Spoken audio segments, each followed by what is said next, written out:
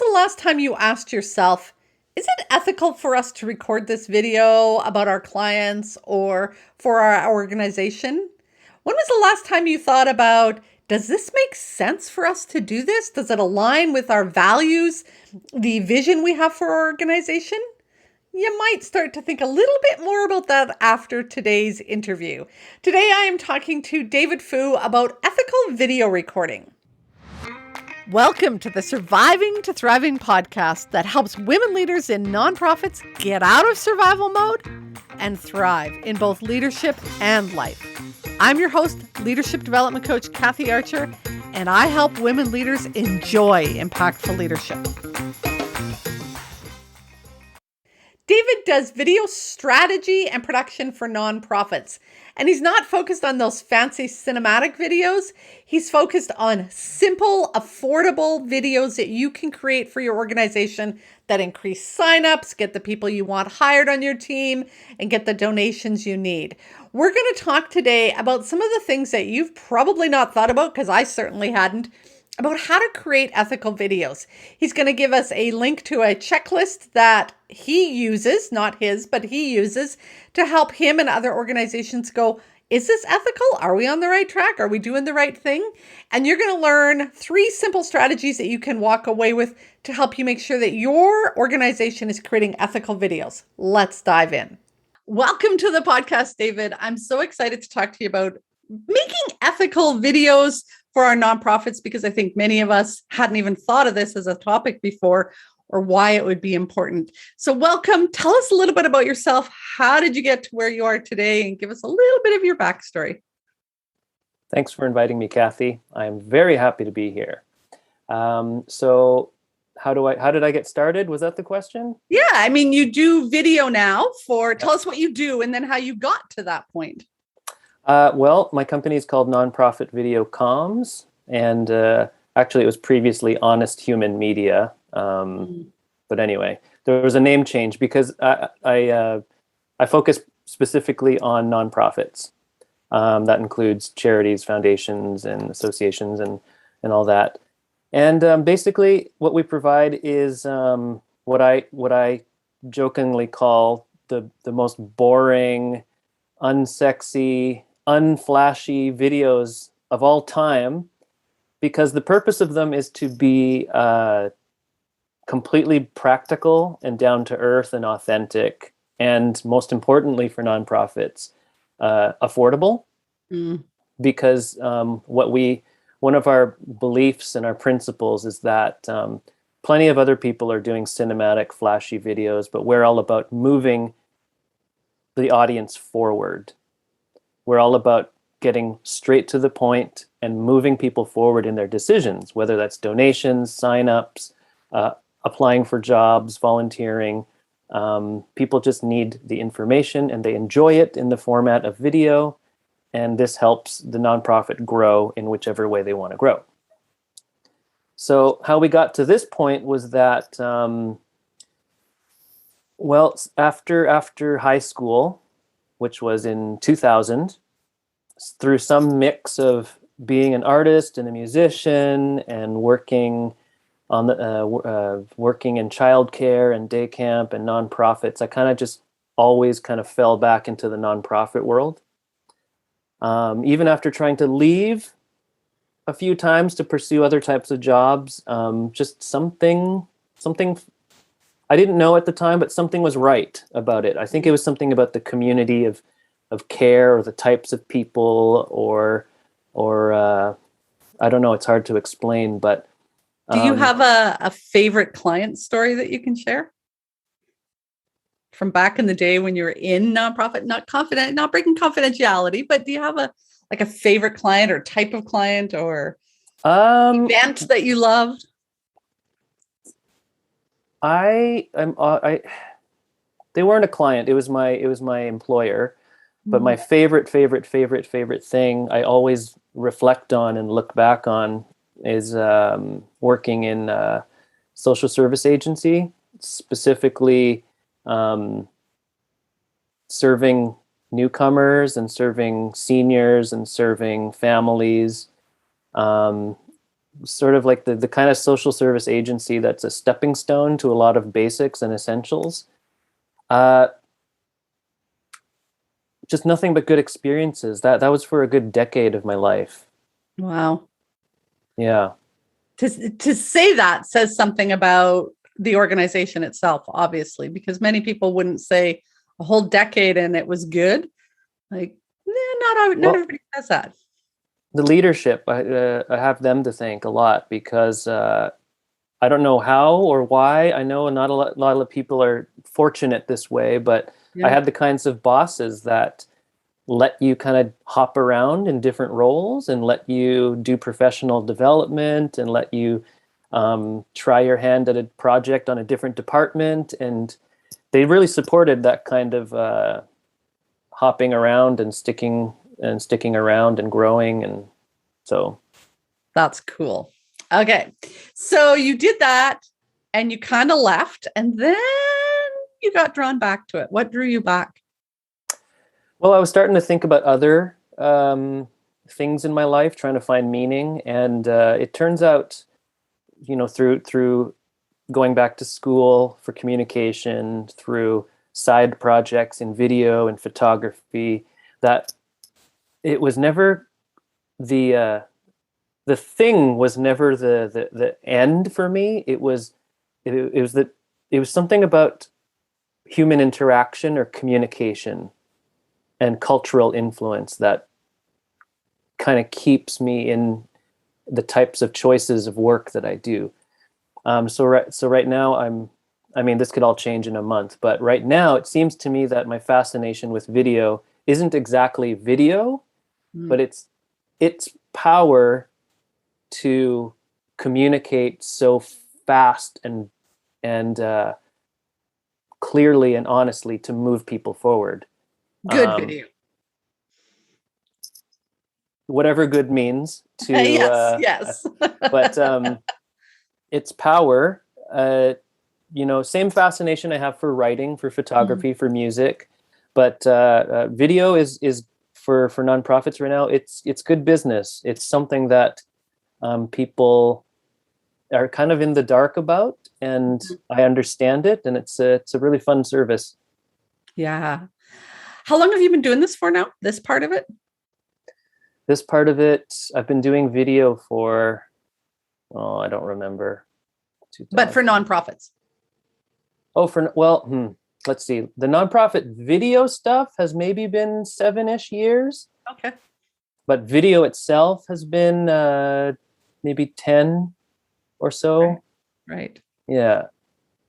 But Okay. our company, Nonprofit Video Comms, is only about 2.5 years old as a entity, as a name.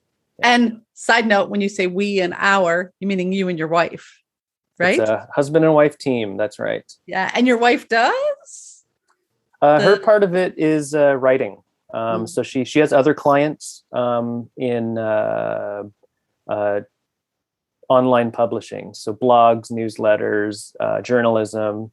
She has nothing to do with the video side. Right. And you have 2 children, is that right? 2 babies. One is 3.5. The other is turning 2 in 2 weeks. Crazy. Yeah. Yes. So it's hectic around here. Yeah, no kidding.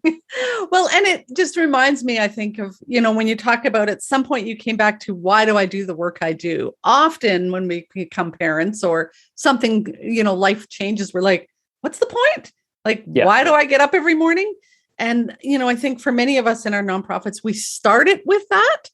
And man, we lost sight of that somewhere along the way because it's become a job or, a paycheck or, the to-do list or the emails or the meetings, but we've lost sight of the purpose. And I know that we're going to come back to that today because as we dive into this ethical video making, that's a big part of why we need to have that conversation. So let's start with, I don't know, how do you define ethical video making? Ooh, I've never come up with a definition of it, but I can feel my way towards it, which is how do you, in any of your visual communication design and planning process, ethical to me means ensuring some basic things are in place, including upholding the dignity of the subject, whether that's a group of people or a particular person or you yourself and your organization.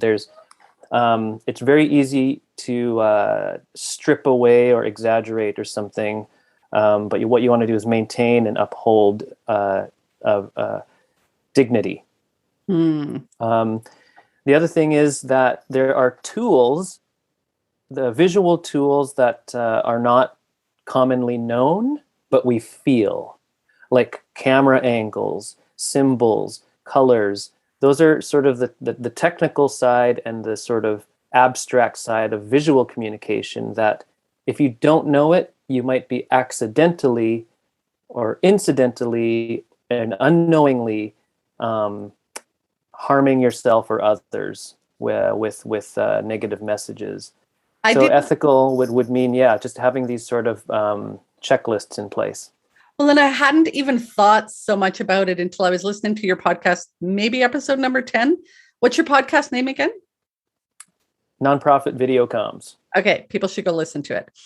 And you were talking about, you take a picture of, there's this big fundraiser or something's going on, and you put this person in the middle, and suddenly that person takes center stage in the middle of the photograph. Did you mean for him to take or her to take center stage? Because perhaps it was the clients on either side or the community that this individual did whatever served. And I thought, oh, fascinating. Yeah. And people aren't, as you say, consciously deciding that. It's an unconscious, let's just take a picture. Oh, you hop in the middle and you guys all stand around him.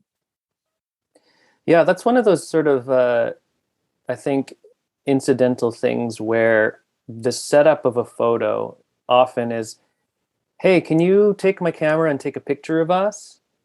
Or, hey, let's get into this selfie with me. And then you place yourself in the middle. Technically, that makes sense. But what you don't realize is happening is the medium and the history and the evolution of photography for like the past century sort of culturally dictates and suggests how we read a photograph. And when we read it, we know that the center of the photograph is sort of like the spotlight. Yeah.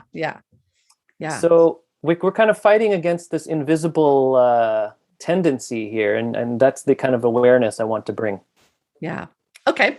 So we've probably touched on it, but why, in your opinion, is ethical video creation so important? So I'll break it up into two things. The first one is at a societal level. In culture, there are always several narratives happening, discourses that are sort of prevalent, ubiquitous, overlapping. So, for example, we can talk about racism or sexism. And as a society, when we communicate, we, in my opinion, should be passing along helpful, useful messages. We should be retaining and maintaining and promoting well-being, accurate information, safety for all, and prevent misinformation or harmful information. So when you take a sort of an ethical checklist to your visual communication, you're trying hard not to participate in that. Right. You're trying hard not to contribute to like a harmful narrative, or equally trying to prevent slowing down a positive narrative. You don't want to be that person. And so that an example of participating negatively is somebody who's not exactly social media literate might spread misinformation by sharing unresearched information, and then after that 5,000 other people reshare it, but you didn't mean to. Right. And so the second thing about this is why is ethical important is for the organization. And For companies too, for private companies, but Mm. anybody who's in charge of something that that has as much influence and power as, say, a nonprofit organization, you don't want to accidentally say harmful things. You don't want to unknowingly contradict your principles and your values by putting out imagery that contradicts you. Mm. That's kind of it's not always your fault, but it's harmful to the people and it's embarrassing for you. Yeah, yeah. Um, so we're going to get into how not to do that. But when you work with people, my guess is you start there about what are your values, what are your organizational beliefs, like what's the kind of messages that you want to communicate. It's one of the Before, places.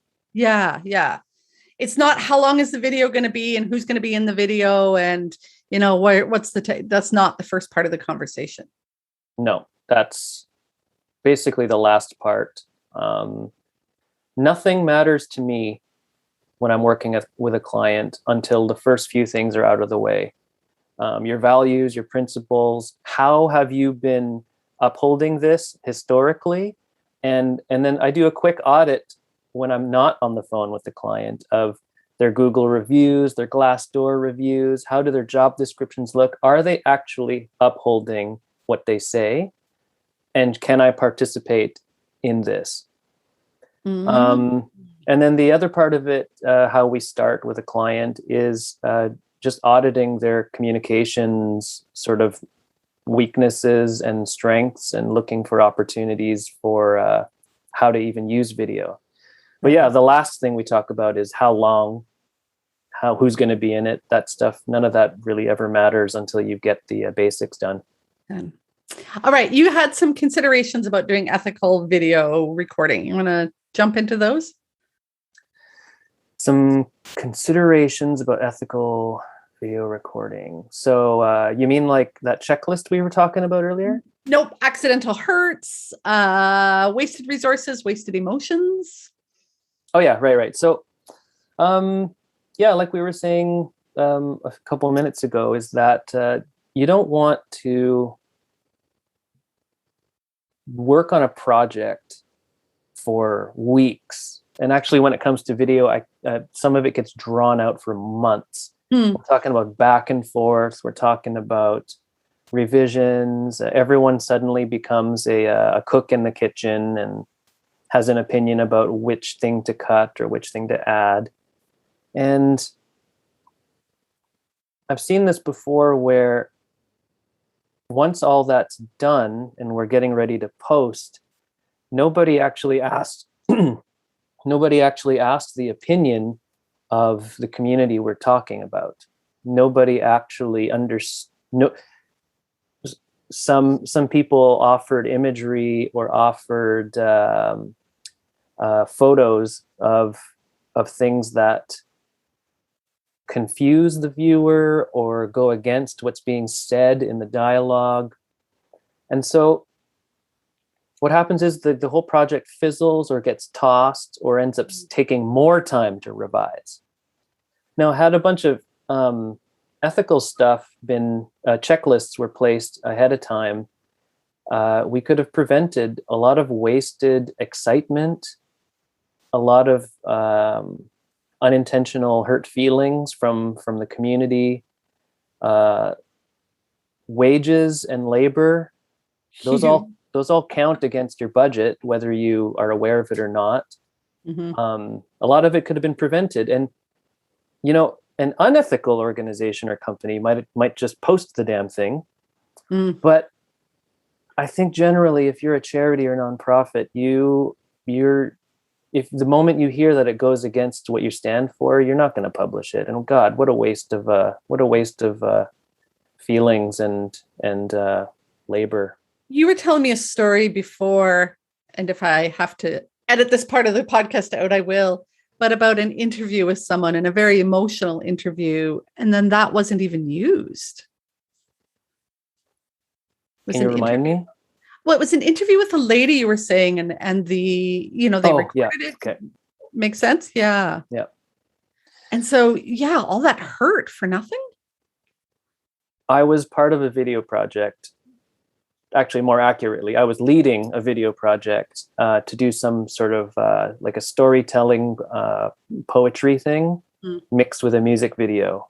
And it was, we invited a person to tell their story. And what happened was they got really, really into their story in such a deep way. They were revealing all these kinds of things. They got, I mean, I guess we created a really safe space for them to do it, but they got really into it. I won't tell you much more about that, but they were crying. It was hard for everybody. Unfortunately, the project didn't go anywhere because I don't even remember. We couldn't make it work for some reason, but I wish we had at least prepared ourselves with the implications. Right. We didn't even pre-interview, you know? So that's kind of one of the things that you should put in place. Like, who is talking? What do they understand the implications of being on a public medium? And do we have the strength to uphold this story? What's our capacity for promising to finish this? Are we qualified to tell it well? Are we qualified to represent it well or frame it well? It's, I don't know. When you just made me think of another story, and I don't remember the details, but I remember this lady had gone maybe Australia or someplace when she was, newly married, having kids, and was involved in something. And they're like, "Oh, we could video your birth and use it for training courses." And yeah, no one will ever see it, right? Until things change, and then everybody sees it, right? Perhaps not something you realized that you wanted shared with the world. And so, to your point, what's the purpose in this? Where is it going? Who's going to see it? Do they understand that, yes, it's just on some little obscure website, but there's a chance down the road that website, could become more important. It's not like we're hiding the website. If it became, public media, out there, would you really want the world to see it? Oh, Kathy, that stuff scares me all the time. It's like, as a video provider, what I want to have is sort of an assurance and controls over how to protect these visual files, these assets, these recordings. And but other than signing off on responsibility and liability, you have to help the subject understand even the risks involved, even if we've promised that nobody's going to see this. Yeah. Okay. You just hit on something I want to ask, but anything else we want to cover on considerations? No. Okay. Even if you get them to sign something off, that's covering your ass. That's not ethical video creation. I guess it depends on how you had the discussion about signing off and the language of the contract. Right. Which probably then brings us into how do you, which is the checklist you want to share, right? Yeah. So for all you podcast listeners, Kathy and I were talking about a tool that I really enjoy. It's a checklist on one of my favorite websites called ethicalstorytelling.org or .com. Anyway, ethicalstorytelling.something. And we'll share it in the notes.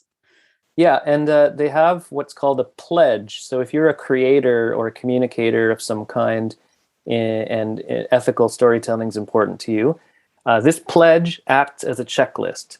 And I'll just say a couple things. Share some of it. Yeah, absolutely. Yeah. So I'm just going to blast through a few of these points in the pledge, which is always put people first. Explain to constituents the purpose of the story, where it will be used. Answer any questions they might have before photographing, filming, or recording. Use all images and messages with the full understanding, participation, and permission. of the constituent or the legal guardian, uphold the dignity of our constituents.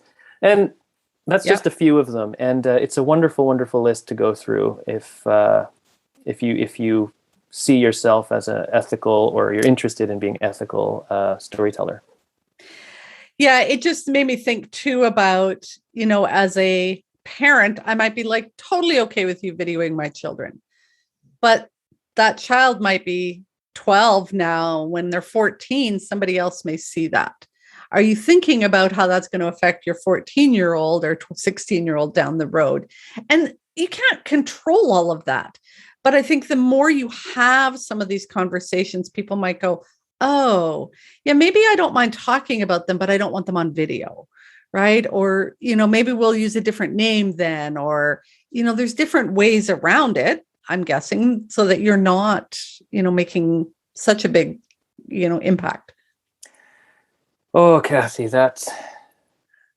I love and hate this topic so much, because it's just such a scary, weird time out there for kids and parents, especially. There's just so much that people don't know or understand about the business of digital media and identity, and then future implications, how it affects you psychologically. But I would say that in the situation where you're talking to a parent, one video company might say, do you give us the consent to use the image of your child and to record them? That is, as in your words, covering your ass. Yeah. And then another video maker, I'd like to think I'm this person, that you would spend the 5 or 10 minutes to really triple ask and explain, you think this is okay now, but technology is going to change in 1 year from now. Your kids' opinions are going to change. Facial recognition is happening behind the scenes without you even knowing it. Yeah. And at the end of this project, the parent has screamed and ran away from me. Yeah. No. And rightfully so in many cases. But I think it's a responsibility. Like, I know this. It would be kind of like, you have the right to know about the power of the thing I'm about to do. Yeah. Yeah. I was listening to a webinar on the new Google Maps, and Apple, iMac, whatever, is all the same. You can Google anybody's house and see their house. Okay. People don't necessarily realize, like, you can see their house now. And in fact, you can go back on Google and see what their house looked like 5 years ago and 10 years ago if they've taken snapshots over time. You can see a history. But they've got now license plates blurred out, which is a good thing. But you can also go in and submit your address and say, blur my whole address or my whole picture out, so that if I Google your address, I can't see where David lives. I can see, houses on either side, but your house is blurry. Which, I just can't even think of how many ways that impacts nonprofit world and, family violence and whatever else goes on. But people don't realize that. And that's the issue to me, is, and why this checklist is so important. If you just go, oh, this will be fine, you're overlooking so many points that what you're saying is your job to go through with them and say, but have you thought about this? Have you considered this? Have you talked to your guests about this, that you're wanting us to video? Like, it's not just a quick, which brings me to another point. Whose job is it to go through this checklist then? Is it the EDs or the, marketing person? No, that's a good question. I'm going to think out loud here. I would think that it's whoever is somehow connected to the role, to the work of publishing that project. I guess in every case that always comes down to the ED. Rolls down, yes. But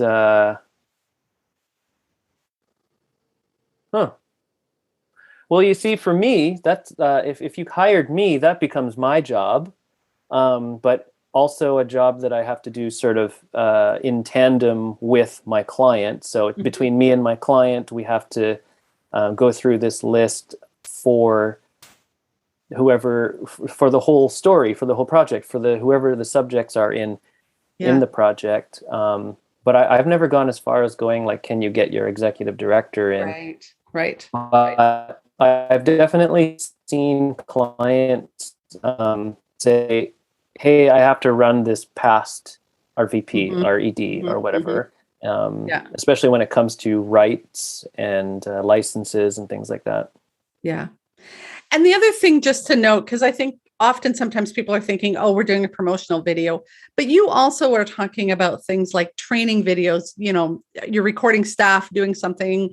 I remember listening to maybe your podcast that you did on Cindy's podcast around, this is how you go into the building and this is the direction you go. Maybe it wasn't you or somebody was talking about that, like there's lots of different types of videos. So it's not just your big fancy, as you say, cinematic one that we're used to. There's lots of different ways that you can use video. We're always now popping our video on in whatever situation and filming it and throwing it up on social media real fast. And so perhaps I would suggest that this list that you've given us is an opportunity to take the staff meeting and say, hey, we don't just make big formal videos. Lots of us are doing videos at different times. Have you thought about these things? And just a general conversation at staff meeting. I love that idea, Kathy. I haven't worked in a building or as an employee in a long time, Me neither. and so what you're saying right now reminds me of the nice days where if you had a cool tool that you wanted to bring to a meeting and sort of implement into your processes, uh, I think that's such a good idea. I don't think this. I don't know if there's like some copyright issue on this website, but I think it looks like you can just download it and print it and stick it on the wall in all of Yeah. your teammates' offices. Yes, without a doubt. Good idea. All right. Anything else you want to cover around ethics of video making? Um, do you think your listeners would enjoy some sort of like three easy things that they could walk away with just as a Yes. starter? Just a Yes. starter. Please go for it. So of of all the many complicated ways we can implement ethical design and storytelling, I think at least two or three. If you're new to this, you can walk away with and start anytime. Just the starting is the most important thing. So the first thing is just think about dignity and Mm. what that means in the dictionary, what that means to you, and just try to really clarify what that is to you, Mm. especially as you communicate yours or other people's stories publicly. Right. I love that word. And I encourage people actually go look it up in the dictionary, like literally go look it up and see what it means, because it will Yeah. awaken that, awareness in you. Well, yeah, you don't want to waste the all your time thinking you know what it means, and then finding out it's wrong. But Yep. yeah, so dignity, and that means if like let's just give a really really tiny example of let's take a picture of our volunteer to thank them on Twitter and Hmm. tell a little paragraph about their story. Yep. Does this volunteer have did you give them the platform to tell their story the way they wanted to, or are Mm. you forcing words down their throat? Yes. uh, did they give you consent for their not only their photo but for their words Hmm. and for the platform that it's going to be posted on? Do they know that it's going to go on your other weird little things like Discord or Reddit? Yep. Yep. And then how are you presenting them? Are you presenting them as empowered, or are you presenting them as somebody who really needed help, but there we were and saved their life? Ouch. So, dignity. Dignity. Yeah. Yeah. Number one. Number two is please spend at least half an hour. I mean, you should spend, every day of your life, but at least half an hour looking up the accessibility standards for digital content.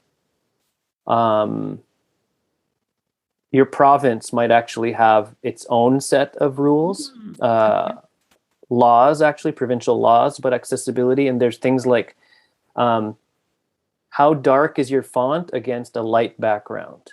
How big is your font depending on the window size? How quickly does your site load on a screen reader? Right. So if you want to be ethical, you also want to provide access to people. That's part of ethics. Yes.